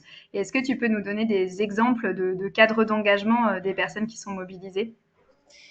Je dirais qu'en vérité, la majorité des bénévoles qui sont engagés à la Pause Brindille, ils sont plutôt en renfort des actions des salariés, de l'équipe opérationnelle. Alors, salariés, stagiaires, service civique. Et pourtant, on a quand même certains bénévoles qui vont s'engager vraiment au cœur de nos actions. Je pense notamment à notre service d'écoute qui ne fonctionnerait pas sans la mobilisation de bénévoles, ou à la partie réflexion stratégique, événements stratégiques ou représentation institutionnelle et au plaidoyer aussi. Donc, on a différents bénévoles qui vont s'investir sur ces espaces-là. Mais malgré tout, la plupart des bénévoles qui s'engagent à la Pause Brindille, ils vont plutôt renforcer les équipes salariées, services civiques et stagiaires. Et ça s'explique, je pense, par l'histoire de la Pause Brindille. En fait, nous, on était très peu nombreux au début et on a été très rapidement soutenus financièrement. Et donc, très rapidement, les personnes qui portaient le projet à la base ont été salariées, en fait. Et ça repose quand même, l'activité de la Pause Brindille repose quand même sur des personnes qui sont salariées. Et ensuite, on se pose la question, malgré tout, de comment on intègre des bénévoles, comment on leur permet de monter en responsabilité, comment on développe aussi nos actions grâce aux bénévoles et par l'engagement bénévole. Mais je dirais qu'en majorité, on a quand même des bénévoles qui soutiennent, qui renforcent les actions des salariés. En termes de cadre d'engagement, on a un peu des engagements portes d'entrée dont tu parlais tout à l'heure, à savoir les actions de sensibilisation, hein, parce que c'est un peu la base de l'action de la Pause Brindille, sensibiliser pour faire connaître le sujet des jeunes aidants, détecter des jeunes qui sont concernés.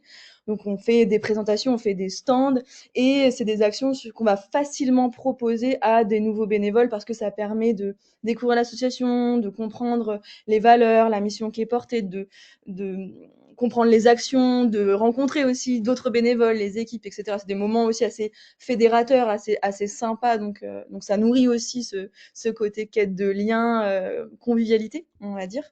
Et puis c'est assez facile finalement à porter. Et puis, donc ça, c'est la première action, le premier cas d'engagement, pardon, un peu porte d'entrée. Et la deuxième, c'est la participation aux événements. Donc, notamment, tous les 2 ans, à la Pause Brindille, on organise un festival pour les jeunes aidants, qui est un peu une action phare, voilà, sur laquelle on va faire un appel à bénévoles et sur laquelle on va intégrer beaucoup de bénévoles. C'est un événement très concret, ça permet tout de suite de se rendre compte de ce que ça signifie être jeune aidant, ce que ça signifie soutenir des jeunes aidants quand on est à la Pause Brindille. C'est un événement hyper gratifiant où tout le monde peut trouver sa place. Et donc, ça a aussi des espaces dans lesquels des premiers bénévoles peuvent découvrir l'association assez facilement. Et d'ailleurs, on a du mal souvent à faire que cet événement permette un engagement sur un plus long terme, je dirais. Mais typiquement, pour vous donner un ordre d'idée, sur la dernière édition du festival qui était en 2024, on avait 90 bénévoles. Donc c'est quand même important, sachant que au cours de l'année, on a plutôt une cinquantaine de bénévoles qui s'engagent, je veux dire, assez régulièrement, pas quotidiennement, mais quand même assez régulièrement. Et puis la dernière action bénévole qui est aussi très importante pour la Pause Brindille et qui est un peu porte d'entrée, c'est la notion d'ambassadeur. Donc nous, on a un sujet qui est peu connu, qui mériterait d'être plus communiqué, plus visibilisé de manière assez large. Et donc, on s'appuie aussi sur des bénévoles qui vont faire rayonner ce sujet-là à leur échelle en étant outillés par l'association. Et nous, on considère que ça reste un cadre d'engagement. Ça peut être en parler à ses amis, à ses collègues, à son médecin généraliste, aux amis aux enfants de son ami qui est malade. Enfin voilà, ça peut être faire connaître le sujet, le sujet des jeunes aidants, autour de soi de manière assez large. Et ensuite, il y a d'autres cadres d'engagement qui demandent là plus d'expérience, plus de formation, plus d'accompagnement, de l'animation d'activités pour les jeunes. Donc tous les mois, on anime des activités pour les jeunes aidants sur différentes tranches d'âge. Et ces activités, elles sont essentiellement animées par des salariés, mais on essaye en ce moment d'intégrer aussi des bénévoles qui peuvent les animer avec nous. L'animation du service d'écoute.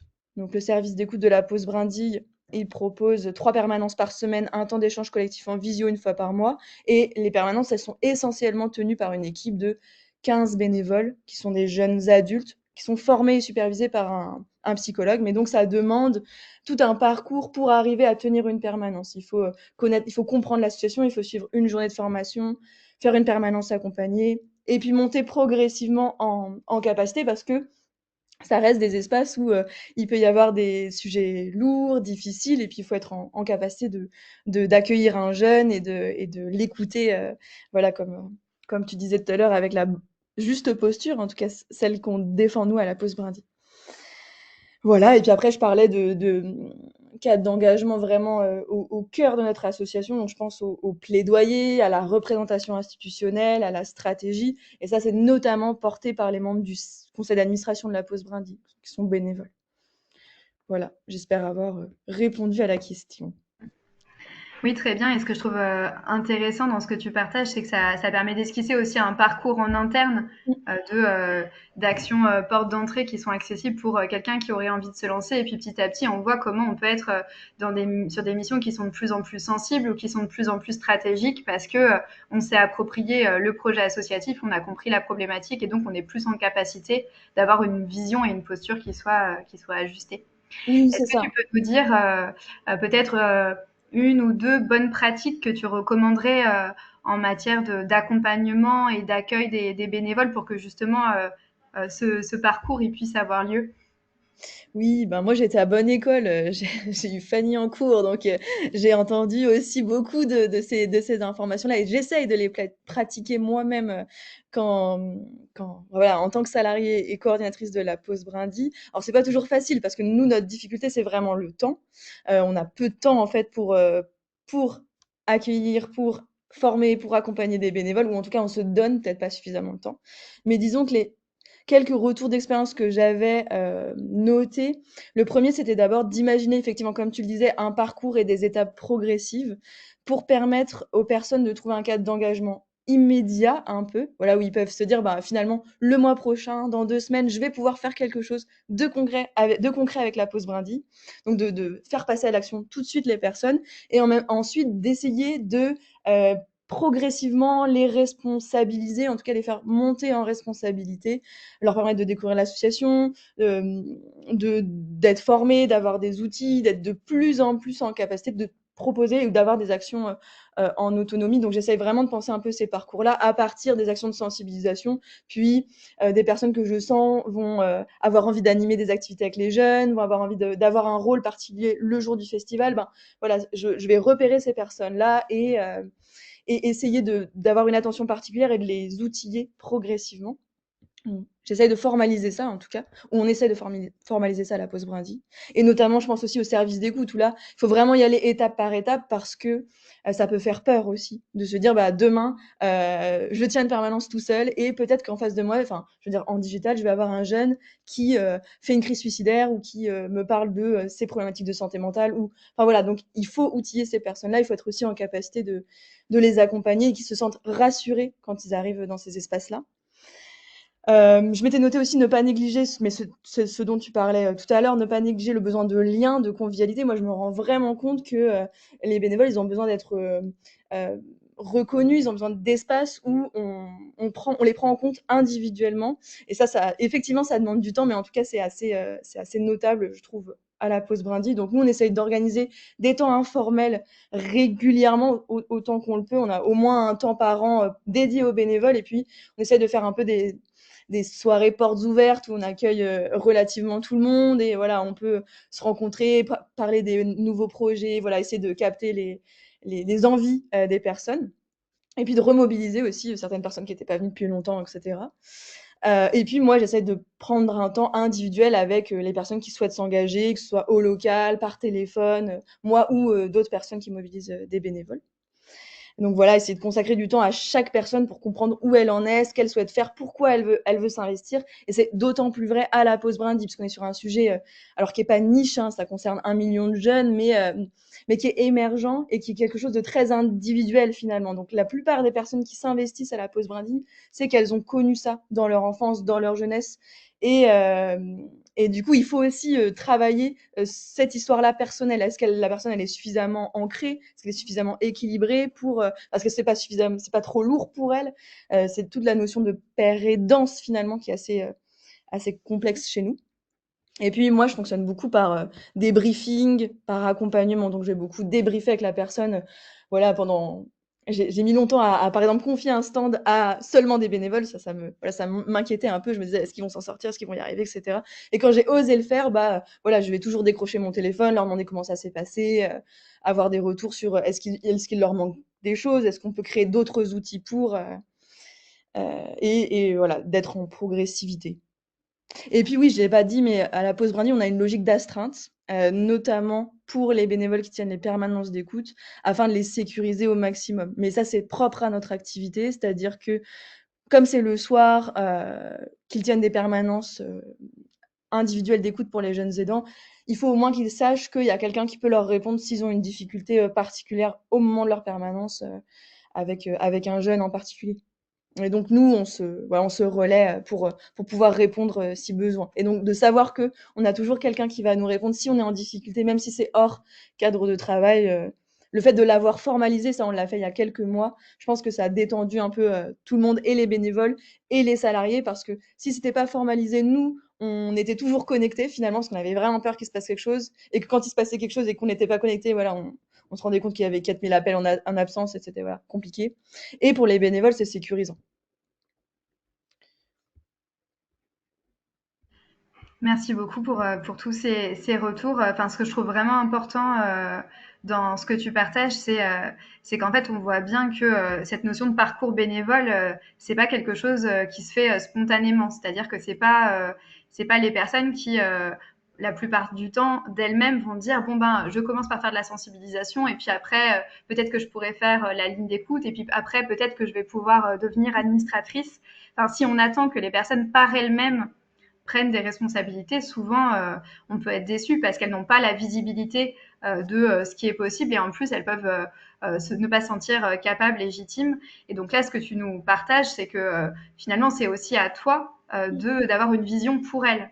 Euh, et donc quand je dis à toi, si on n'est pas Rebecca dans son association, ça peut être en tant que salarié, en tant que bénévole, de se dire bon bah les personnes qui arrivent, qui sont beaucoup là, comment on peut leur proposer d'aller toujours plus au cœur de l'association pour qu'on soit un noyau dur qui rassemble de plus en plus de personnes.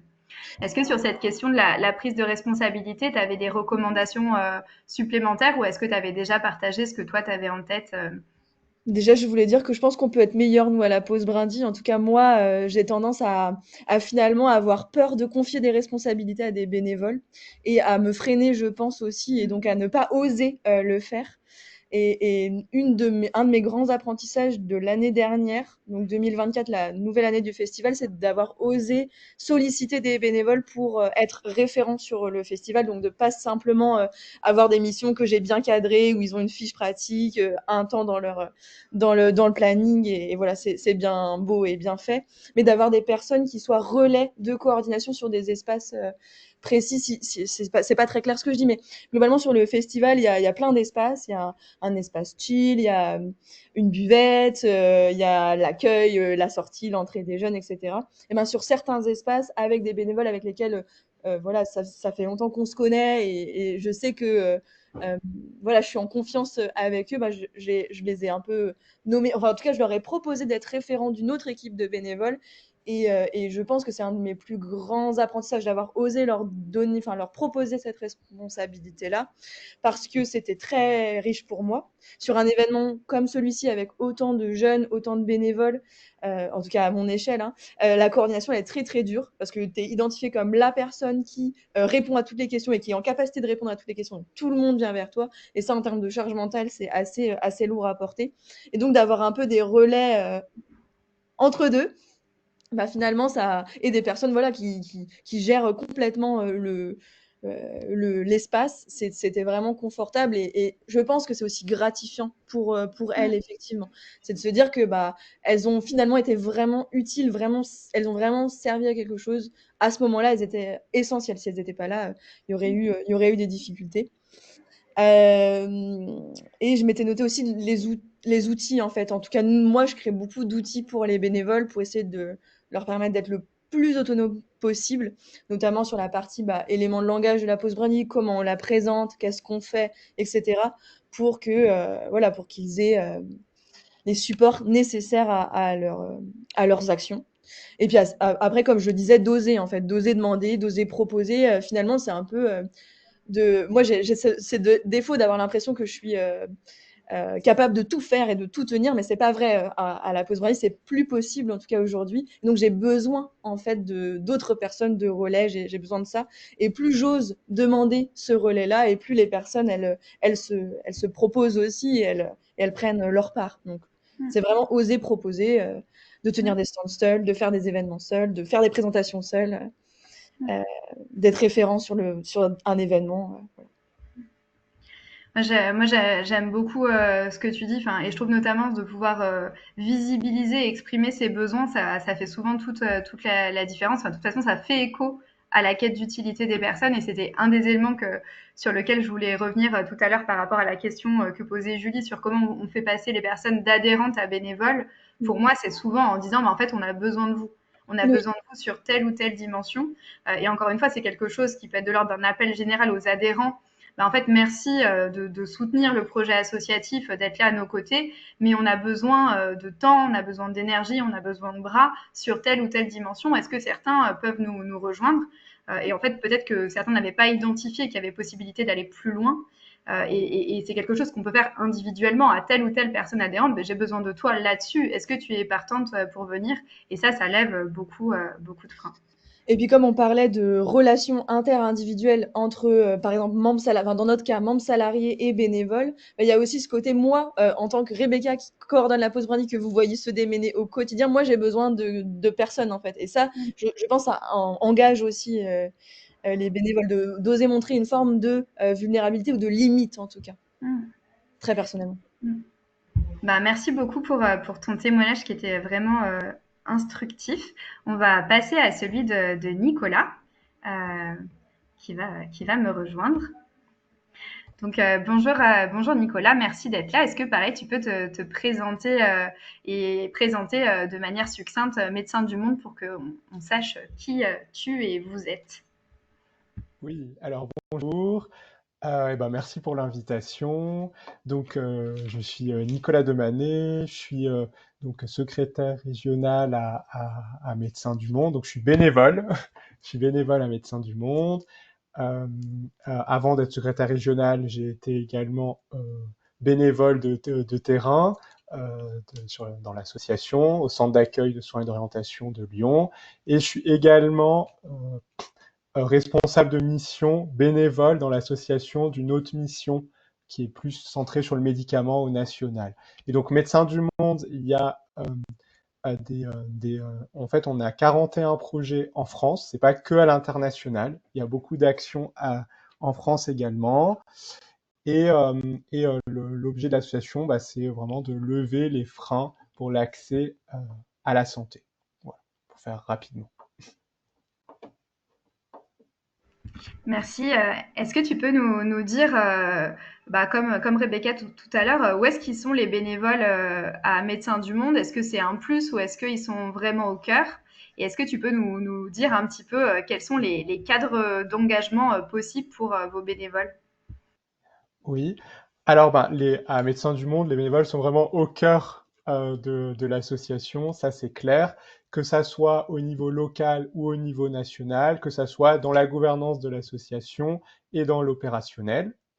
Alors, les cadres d'engagement, euh, c'est, on a, en fait, en Auvergne-Rhône-Alpes, on a 4 projets.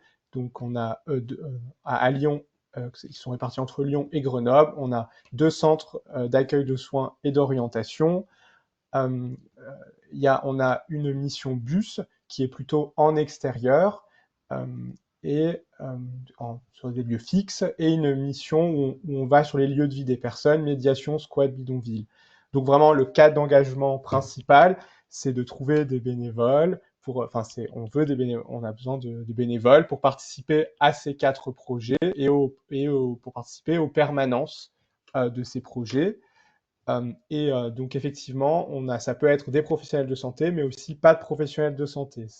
C'est vraiment moitié-moitié, hein. On ne cherche pas que des professionnels de santé à Médecins du Monde. Et donc ça peut être pour des missions sur ces permanences, ça peut être pour des missions d'accueil, d'écoute, d'orientation, et ensuite accompagner les personnes qu'on a orientées. Ou après, ça peut être effectivement du soin infirmier, des consultations médicales ou de l'évaluation de l'état de santé. Et il y a également aussi de la prévention en santé qui peut être fait par des professionnels de santé, par des non-professionnels de santé. Si on veut résumer ça, en fait, c'est des missions de bénévolat, c'est dans les permanences, c'est vraiment des missions de prendre soin. Voilà, à Médecins du Monde. Après, il peut y avoir des missions annexes, entre guillemets, pour les bénévoles. Donc, par exemple, participer ou co-organiser un événement ou une mobilisation. Et les bénévoles peuvent aussi participer aux réflexions sur l'évolution des projets. Et après, effectivement, on a aussi des bénévoles qui vont monter en responsabilité, et on a ce qu'on appelle à Médecins du Monde des cadres bénévoles. Voilà. Et donc, ces cadres bénévoles vont être plutôt chargés d'animer les équipes et d'animer la vie associative, d'animer les équipes bénévoles et d'animer la vie associative, et d'animer, de préparer par exemple les réunions d'équipe, mais aussi de participer à des rencontres institutionnelles, des rencontres de lobbying, de codéfinir avec les salariés, par exemple, les orientations stratégiques des projets ou les objectifs de plaidoyer. Merci pour ce partage sur les cadres d'engagement. Il y avait un point sur lequel je voulais te relancer parce que je trouve que c'est quelque chose qui est vraiment inspirant à Médecins du Monde. Tu le disais un petit peu toi en parlant de tes propres missions. Parmi les bénévoles de Médecins du Monde, il y a à la fois des bénévoles terrain, enfin donc qui vont être dans les différentes actions de permanence que tu évoquais. Et en fait, pour chacune des équipes de bénévoles terrain, il y a des responsables de mission. Donc, ils sont des bénévoles qui ont ce rôle d'animation des autres bénévoles. Est-ce que tu peux nous en dire un tout petit peu plus sur ce rouage-là qu'on ne retrouve pas tant que ça dans d'autres associations et qui est hyper intéressant dans la vie associative? Oui, alors, donc la question, c'est parce que j'ai regardé les commentaires aussi. C'est que tu dans le puisses chat. nous parler des responsables de mission, enfin de dire en fait à Médecins du Monde, les bénévoles ne sont pas animés par les salariés, ils sont animés par d'autres bénévoles qui viennent de l'action de terrain, mais qui à un moment donné évoluent dans leur engagement pour permettre à d'autres de les rejoindre et d'agir avec eux. Est-ce que tu peux nous dire comment ça se passe ça Ok, comment se passe cette transition, en fait, c'est ça? Oui, et puis quel est leur rôle vraiment à eux?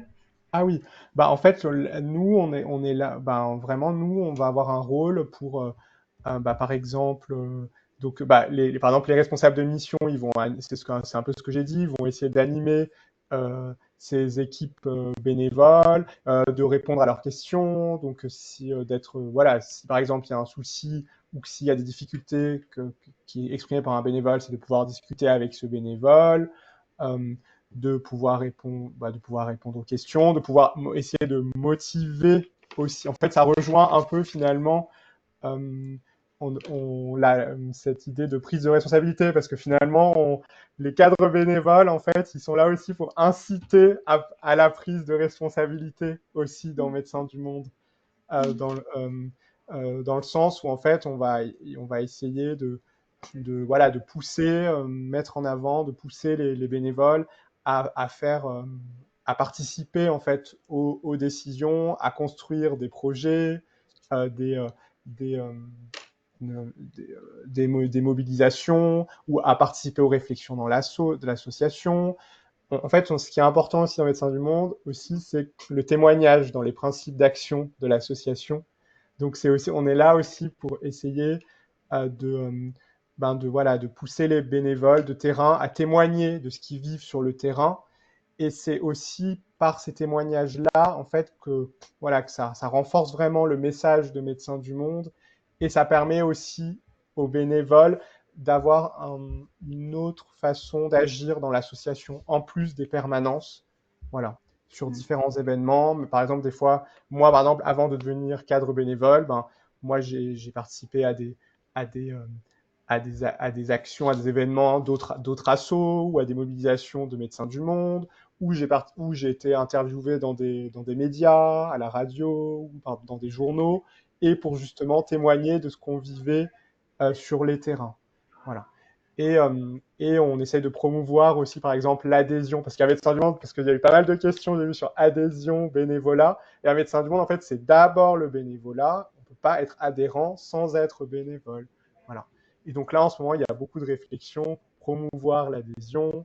Donc le prix de l'adhésion a baissé, maintenant il est de 5 euros, maintenant le délai pour devenir adhérent a été diminué, et l'adhésion, c'est une façon aussi, quand on adhère en tant que bénévole, ben, on va voter aux assemblées générales, aux assemblées régionales. Donc, on va élire finalement les acteurs aussi de la gouvernance nationale et régionale. Euh, voilà. Peut-être pour aller plus loin aussi. Enfin, là, bon, je trouve que je suis déjà aussi pour. On essaie de solliciter la prise de responsabilité. Donc peut-être je suis allé trop loin dans les questions, mais Non, mais c'est moi qui t'ai fait passer sur la prise de responsabilité, mais donc on sait qu'on a abordé déjà ce thème-là. Est-ce que de manière plus générale, tu as des bonnes pratiques en matière d'accueil et d'accompagnement que tu voudrais partager pour finir? Oui. Alors je sais que j'avais noté pas mal de choses, mais il y a peut-être quatre points principaux. Je pense que pour l'accueil des bénévoles, et là, à un moment, on a pu avoir un peu, enfin, on a quand même pas mal, on a quand même beaucoup de bénévoles, hein. On a environ 200 bénévoles là, entre Lyon et Grenoble. Puis on a plus de 200 bénévoles. Et en fait, sur l'accueil, on s'est dit que c'était vraiment hyper important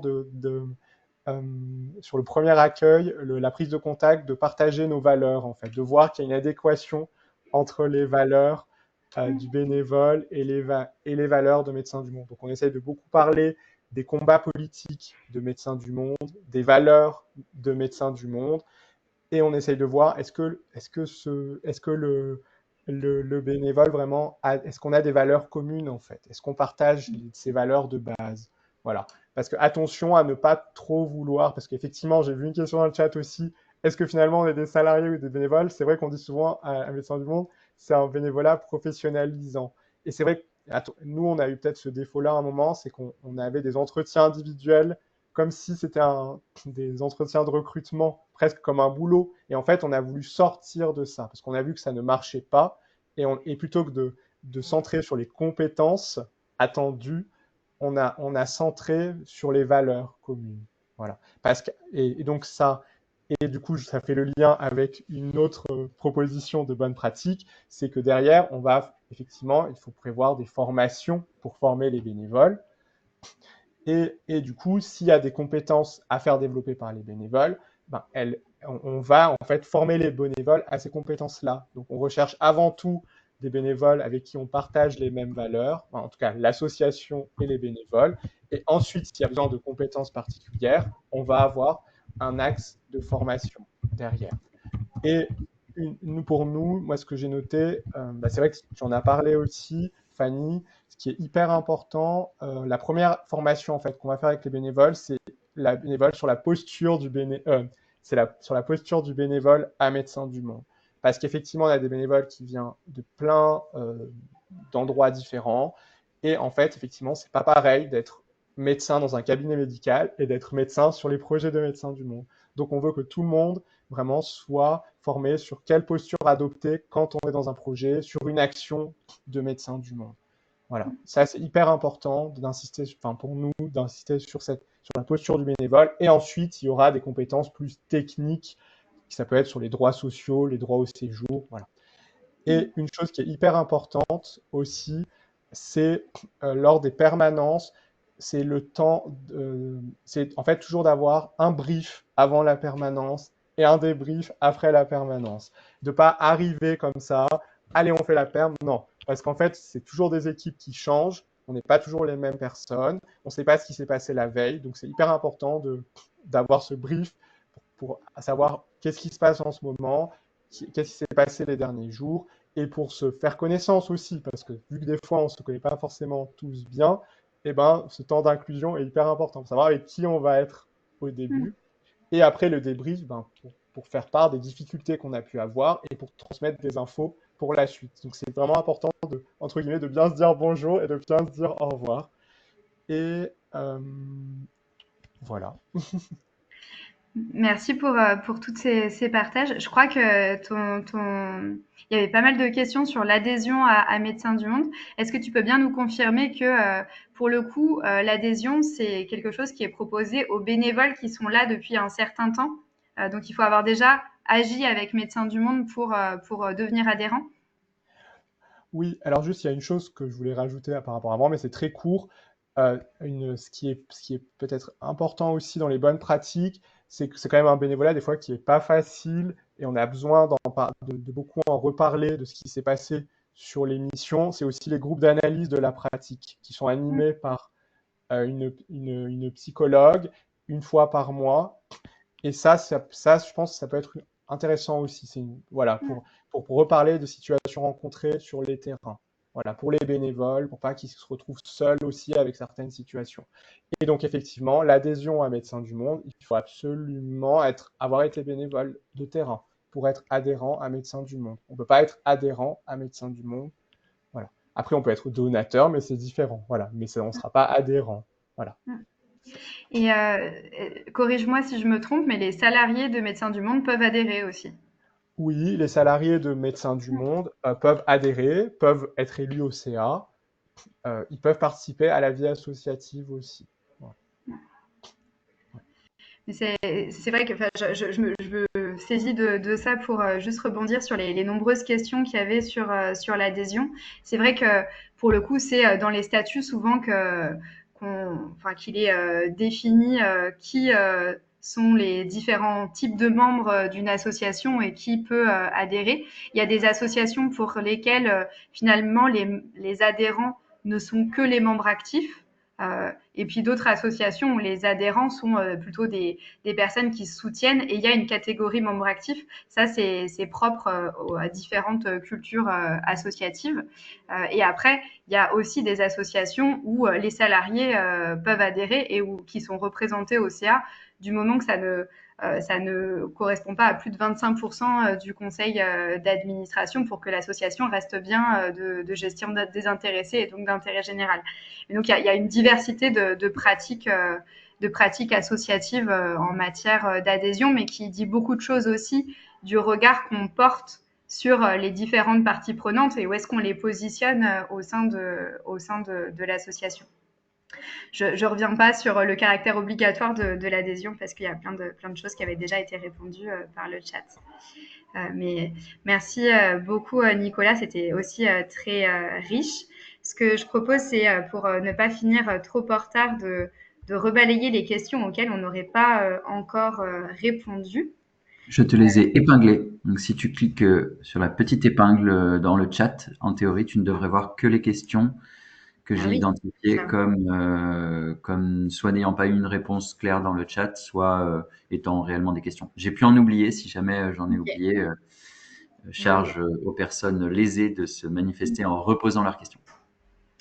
Oui. Sur l'adhésion, il me semble que on a répondu. En tout cas, j'ai pas de complément d'information à ce que j'ai dit à l'oral ou ce que Martin et d'autres ont partagé à l'écrit. Sur la question de Marie sur Médecins du Monde, je veux bien que peut-être tu puisses l'expliquer. Enfin, il y avait marqué bénévolat / salariat. N'y a-t-il pas chez Médecins du Monde un mélange des termes? Si tu peux nous préciser un petit peu la question pour que Nicolas puisse te répondre. Dans le chat. Oui, dans le chat, pardon. Donc, je vais respecter les délais. Et Fanny, je veux bien que tu penses à répéter les questions quand tu les lis pour nos amis qui seront en rediffusion et qui n'ont pas la possibilité de lire le chat dans le cadre de la rediffusion. Oui. Ensuite, il y avait une question de Cyril qui demandait si on avait des remarques, tips, partage d'expérience sur la manière de prendre en compte le comportement des bénévoles, leur façon de se positionner, de s'impliquer selon leur tranche d'âge, leurs profils sociaux, culturels, puisqu'on mobilise certainement pas de la même façon à la pause Brindy, Médecins du Monde, Secours catholique, etc.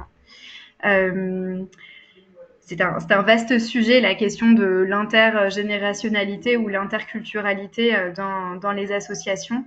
Moi, ce que je trouve intéressant, c'est de se poser la question, par exemple, des modes de communication ou des modes de convivialité ou des rythmes en fonction des différentes personnes qu'on a vocation à mobiliser pour se poser la question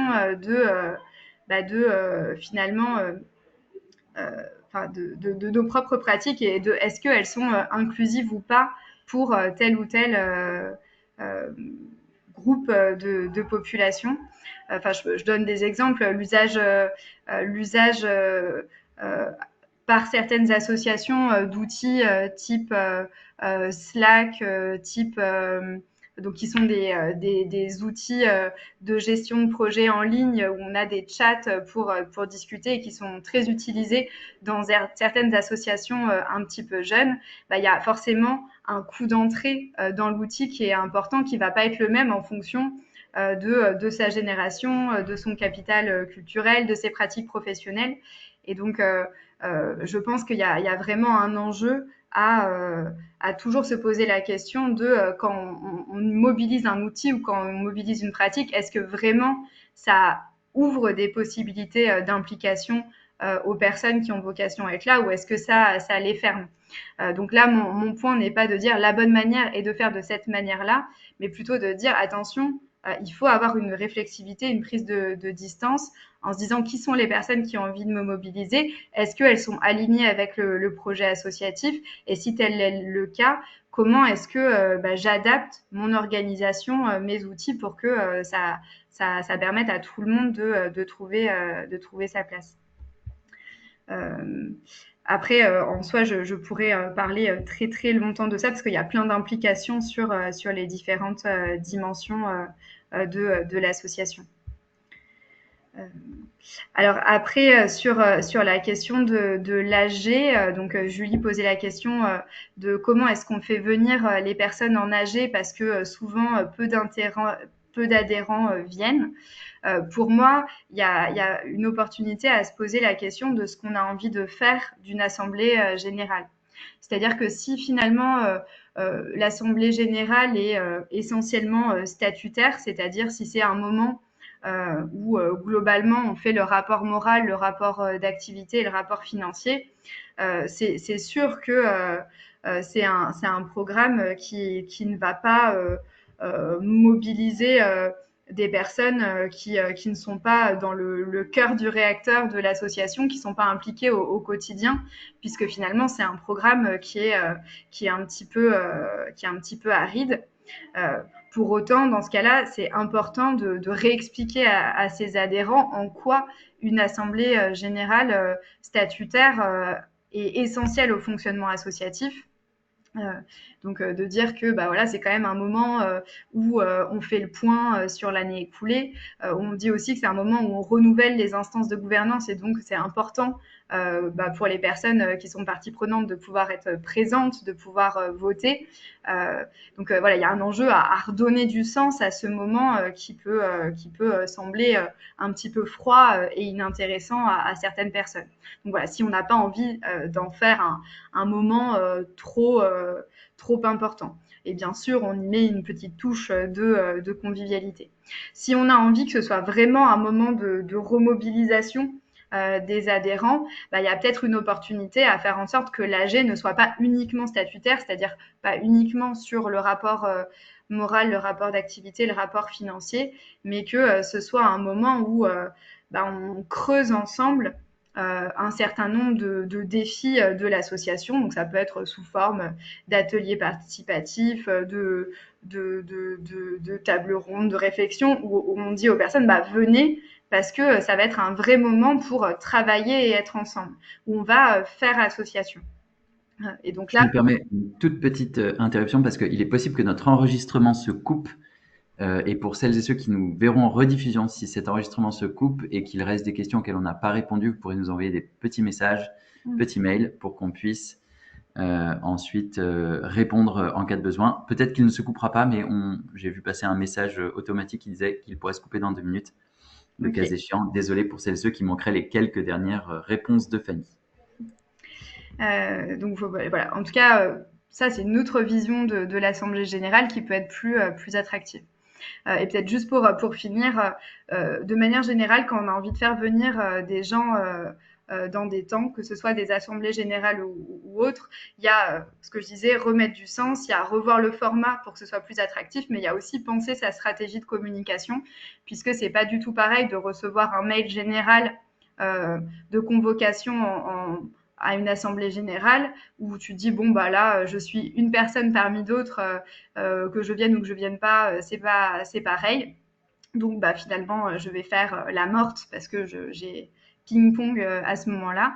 Ou si bah, je reçois un mail de Julie qui me dit bah, salut Fanny, est-ce que tu veux venir à l'AG, t'as participé cette année, ce serait chouette que tu puisses être là à ce moment de retrouvailles tous ensemble, où là je vais quand même me sentir beaucoup plus attendue et donc ça va peut-être me mettre le petit coup de pied aux fesses dont j'avais besoin pour participer.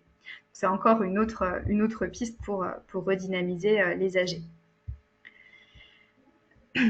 Pour Chloé, qui disait mais est-ce que c'est pas plus difficile de mettre en œuvre un certain nombre de choses, donc je crois que c'était notamment la définition des cadres d'engagement, des modalités d'accueil et d'animation dans des petites structures uniquement bénévoles. Je dirais que, enfin, bien sûr que en fonction des moyens qu'on a de temps, on a plus ou moins de facilité à créer différentes ressources, différents temps. Pour autant, je pense qu'il y a vraiment des petites choses qui font toute la différence et qui ne nécessitent pas tant d'efforts que ça. Enfin, ce que je disais tout à l'heure sur vraiment prendre le temps de définir les espaces d'implication, prendre vraiment le temps d'avoir des espaces d'accueil dédiés, simplement configurer les choses pour que dans l'action, les personnes se mettre dans une posture de recevoir des explications, d'avoir des temps de débrief. Enfin, tout ça, ça peut vraiment se faire beaucoup dans l'action. Donc, c'est pas beaucoup de temps en plus. Par contre, ça vient vraiment énormément fluidifier les relations. Et c'est aussi ce qui fait qu'on réussit peu à peu à agréger de plus en plus de personnes qui vont nous permettre d'être de moins en moins de plus en plus nombreux, donc qui nous permettront d'être de plus en plus nombreux et donc dans ce cas-là, il y a une répartition de la charge qui est plus importante. Quand on le fait pas, finalement, on est un peu on se retrouve dans une situation où on est un peu toujours les mêmes parce qu'on n'arrive pas à fédérer, à pérenniser, et donc finalement on peut se retrouver perdant in fine. Donc il y a Abel qui interpellait sur l'usage du mot bénévole, là où auparavant on parlait plutôt de militants, militantes. Et donc il demandait si l'évolution est uniquement sémantique ou si elle recouvre un changement de l'action associative. Pour le coup, dans la sociologie de l'engagement, il y a plutôt ce qui ressort, c'est qu'il y a quand même une évolution dans les manières d'agir. Donc ça renvoie un petit peu à ce que j'évoquais tout à l'heure sur les engagements ponctuels. C'est-à-dire que en tout cas l'usage du mot bénévole actuellement, c'est quand même cette idée de contribution à des actions portées par des associations sans forcément projection à moyen ou long terme dans l'association, ce qui fait qu'on a quand même une appartenance relativement limitée et parfois une appropriation qui n'est pas totale du projet associatif. L'usage des notions de militants, militantes, pour le coup, était beaucoup plus forte à une période où les engagements, ils étaient de long terme et où une même personne adhérait globalement au projet associatif et se projetait dans la durée dans des engagements qui les accompagnaient tout au long de leur vie. Donc il y a cette mutation qui est aussi qui n'est pas qu'une mutation sémantique, mais qui dit quelque chose du rapport que les personnes entretiennent avec leur engagement. Et par ailleurs, dans la notion de militant, militante, il y a quand même une logique de je suis au service et on est au service collectivement, là où pour un certain nombre de personnes, je le disais, il y a cet enjeu d'exister en tant qu'individu qui se frotte quand même à cette notion de militantisme. Après, pour le coup, il y a des associations qui vont malgré tout revendiquer cette notion de militance, quand bien même on serait dans un espace apartisan. À Anciela, on parle de militants et militantes d'Anciela, et pour nous, c'est aussi une manière d'avoir un discours qui n'est pas que basé sur les statuts des uns et des autres. Enfin, au sens où moi, en tant que salariée d'Antiella, je considère que je suis permanente, que je suis militante d'Antiella. Là où, en tant que salariée d'Antiella, je peux difficilement dire que je suis bénévole d'Antiella. Donc, être militante, ça peut être quelque chose qui correspond plutôt à un engagement au sein de l'association et qui peut correspondre à la fois aux salariés et aux bénévoles. Et ça, je sais que c'est quelque chose qui est très fort chez Médecins du Monde aussi, d'où la possibilité pour les salariés d'adhérer à l'association. Voilà ce que je pouvais dire. Je crois, si je ne me trompe pas, que je suis arrivée au bout des questions. Et je suis désolée pour ma promesse non tenue d'arriver à l'heure. Mais j'espère que ça vous aura outillé, inspiré, et on reste vraiment à disposition par la suite pour répondre à vos questions. Et on est très friand aussi de tout retour d'expérience complémentaire qui pourrait venir enrichir nos pratiques. Donc merci beaucoup à tous et à toutes pour vos présences, et puis encore un très grand merci à Rebecca et Nicolas pour à la fois ce qu'ils font et puis pour leur partage qui était très structurant. Et n'hésitez pas à nous écrire pour toutes les questions que vous avez, même juridiques ou qui rentreraient pas dans les sujets du webinaire. Nous, ça nous nourrit dans la lettre solution, mais pas mal de ressources et notamment des décryptages. Donc vraiment, on n'a pas peur des mails. N'hésitez pas à nous écrire. Ce sera avec plaisir. Si c'est une question que vous vous posez, c'est une bonne question. Donc on est à votre disposition. Ça viendra nous nourrir aussi. Et du coup, pour ceux qu'on revoit, peut-être à mardi prochain pour le webinaire sur les fondations. Bonne journée à toutes et à tous.